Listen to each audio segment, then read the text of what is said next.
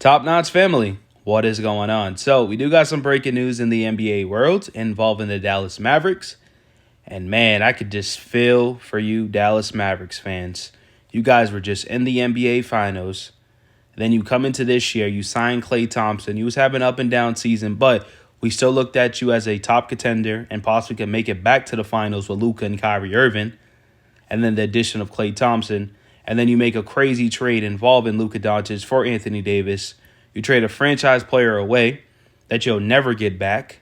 You probably never see a player like Luka in 50 million years, right? Then you traded for Anthony Davis, which is known for injury prone, right? The dude's glass. The first game he came back, he got injured, and he's going to be out for a majority of the time of the second half of the season, right? And then you lose Daniel Gafford today with a grade 3 right MCL sprain, and he's going to be out for 6 weeks. Not only is he going to be out for 6 weeks, you already don't have your starting center in Derek Lively. So now you have no Derek Lively, no Daniel Gafford, and no Anthony Davis. I seen PJ Watson out too, but I expect him to be back. You didn't have Kyrie Irving today against the Miami Heat, which you won, which was a big one because all these W's are going to be big now. And no Klay Thompson, which I expect them to be fine. They're good. But this team been dealing with injuries throughout the whole year. And Nico Harris is like, man, listen, defense wins championships. But guess what, Nico Harris? You might not even see this team on the court fully healthy at the end of the year because they're going to be out for a while. I mean, after All-Star break, there's not much games left. You know what I mean? Currently, the Dallas Mavericks are 29-26, 8th in the Western Conference. You obviously want to get to that 6th seed, which they possibly could. They can catch up to the Clippers.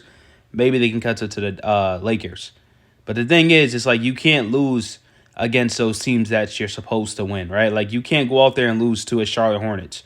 You have to win those games nowadays, right? Back in the times, like you can afford to lose that because you could probably beat the good teams.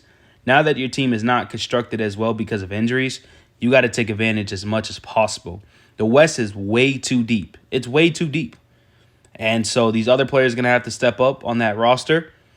You already gave up Quentin Grimes. He would have played big factor if he was still on his roster. But guess what? Nico Harrison traded for Caleb Martin, which Caleb Martin is also injured. So you got a bunch of injured players on the team. I mean, hopefully Dante Exum, I know he was dealing with surgery. He came back. He should be a good to go. Jaden Hardy, Kessler Edwards, I believe that's his name. I mean, dude, you're going to have to go out there, and Kyrie Irving's going to have to do a carry job. And Kyrie Irving's only going to get older. Can he do it for the whole season? We'll see what happens. But Kyrie Irving didn't want to come here to be that number one guy. He came here to play with Luka. He just wanted the back seat. Luka could carry out, but y'all don't got that no more. So that's unfortunate, man. Let me know what you guys think, though.